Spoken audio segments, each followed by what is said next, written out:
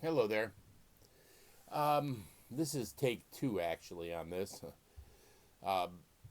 I have been working on my ideas about the future of money.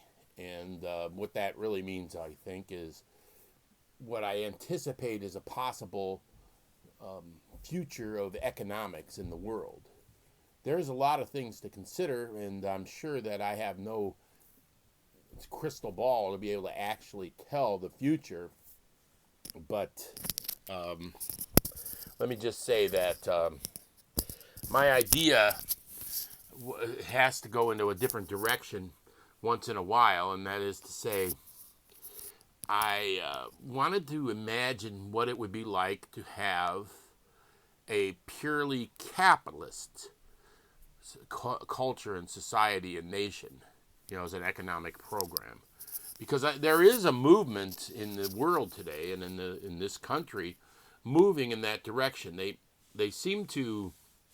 There's a bunch of right wing sites and so forth who are talking about how socialism is such a scourge upon the earth, and in other words, the opposition to socialism is capitalism. They say, and they want socialism to be wiped out completely, and then they want to have a purely capitalist society. And I'm trying, and I've asked them, a lot of them, what that would be. And I've asked people what that would be, and I watched a bunch of videos, and I read some books about it and articles about it. And a purely capitalist utopia is, how would I know whether or not that would be a good thing or not? I don't. So I'm trying to understand what it would be like. Has there ever been a purely capitalist society? And that's a question I've asked people. And personally, the only thing I can think of, and I thought of this myself, is the culture of the feudal world that existed in various places around the world in the Middle Ages, such as 900 to 1,000, which is, to 1,200 for hundreds of years. And then the people say in opposition to that, and the people I talk to saying, no, that was a monarchy. The king owned everything. The people owned nothing. So there was no free market. Well, in my thought process on that is that, yes, there would be a monopoly, which is a natural thing that occurs in a purely capitalist society, and that monopoly belongs to whoever the monarch is of that region. But that's, I don't know. I don't know if that's true or not. When we have had a very capitalist society in America back around, let's say the 1890s or so forth, that after the Civil War, and we became more of an industrial and organized society, yes, lots of monopolies popped up all over the place until Teddy Roosevelt came along and said we have to stop monopolies because there's abuses by monopolies. But in a purely capitalist society, he would not have been able to stop them, or wouldn't have stopped them. But here's another thing I'm struggling with here. That kind of thought comes into my mind because I'm being negative against. There goes the light. I'm being negative against the capitalism on every direction, and I wonder if that isn't because of the fact that possibly I'm indoctrinated into thinking that socialism or capitalism is bad and socialism is good, but I don't really think that. But I do maybe possibly think that capitalism is inevitably bad, and that might be a result of my indoctrination over the years to believe that. So I'm trying to keep an open mind about what maybe there is a possibility for a capitalist utopia.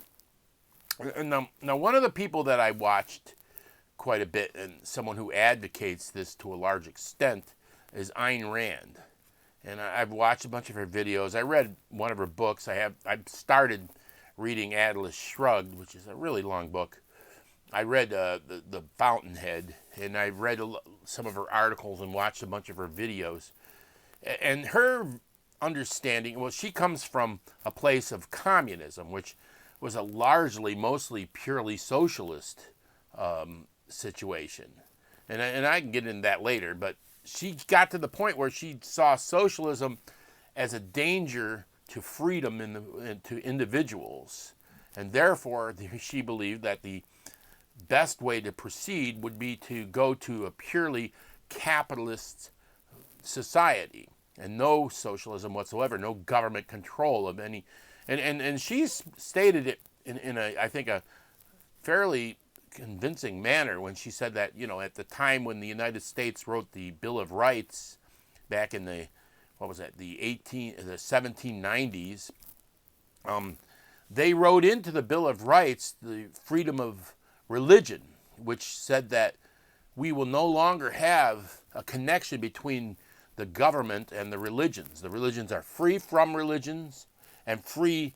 There's no establishment of a religion, and there's no restriction on the free exercise of religion, so that the government completely is out of religion altogether. And that, over the years, that's been compromised back and forth, but she believed that is solved great problems that occurred prior to that, and with wars of religion and so forth that occurred. Now, she believes also that there should be something similar about economics. There should be, the government should not establish any economics or restrict the free exercise thereof. In other words, she believes that there shouldn't be any type of government control of any business or economics whatsoever. That's where she's coming from. And in a way, if it worked for religion, she believes it can work for economics as well, which is, I think, an interesting point. But in that thing is to say there would then be no taxes. She doesn't believe that taxes are a good thing, so they should not have any taxes whatsoever from the government on any business or individuals, and that individuals should be allowed to do anything business-wise without a restriction or any kind of a law against it, like no Clean Air Act or no that kind of thing. There should be no OSHA laws. There should be no restrictions of businesses whatsoever. It should all let the chips fall where they may. And she believes that there is a virtue to the capitalist system which would create the best possible world in order to have a free society. She believes it's the most democratic and free way for a society to function. And so I imagine in that situation then, what would occur, it might also be perhaps there would be no employees.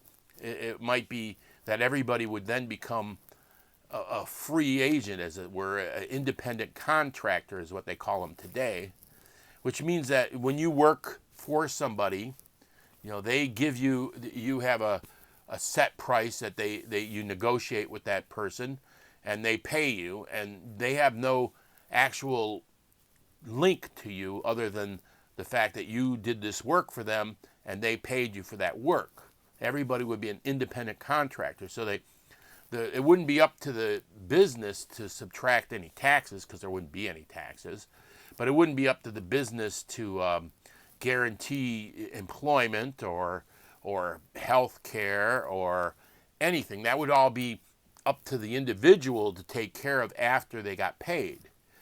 Now, that would be something that might occur. And so what would be the conclusion of it all? Would there be less of a overhead to doing life in general? So like if I wanted to set up my own business someplace, I wouldn't need to go to the government to incorporate.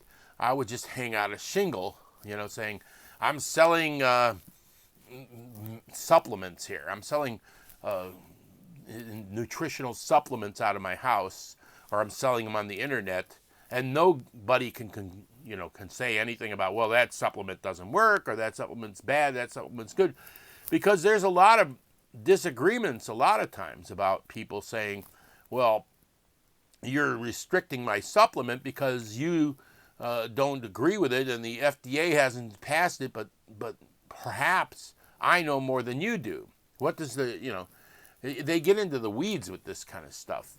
In other words, government restriction on all kinds of businesses, whatever, are going to be completely erased under a capitalist society, which would allow more innovation within the marketplace. That perhaps there are supplements that are being restricted that would be very valuable because the government might have they're choosing the winners and losers in this thing. Now, I'm being as open as I can about this. So let me just conclude in saying I just don't think it's we may go into that direction in the future. Okay? There's a big, strong movement. I read these different websites, the PragerU, the Hillsdale College, the People for the American Way, and all these Grover Norquist groups and everything. They truly do believe in this system. They believe that this is the way to go in the future. And there is a lot of movement in that direction, has been a lot of movement in that direction. So we have to understand what is the possibility of that existing and what would be the reality of that existing. And well, I want to say in closing that I think it's risky at best. Yeah. I just give you an example. If there's a guy down the street from you, and he runs a brothel down the street, bringing in underage girls and so forth, what are your options if you live down the street? You see this occurring down the street from you. Can you call the police? No, because there wouldn't be any police, because who would pay the police if you didn't have any taxes? And you say, well, we'll have some police somehow. Well, maybe he's the guy who pays the police. He has his police, and he's paying them, and so therefore he can do whatever he damn well pleases. Or another example is if I sell you something online, I'm going to sell you a motorcycle online, and I bring you this motorcycle and it's broken and it doesn't work and it's just a piece of junk. What are my options in that case? I can say, well, I want you to take back this motorcycle. He says, tough luck, man. Or you could send me an empty box, and I say, wait, that box is empty. You could say, tough luck. What are my options? Can I take you to court? Well, there wouldn't be a court, because who would pay the judge?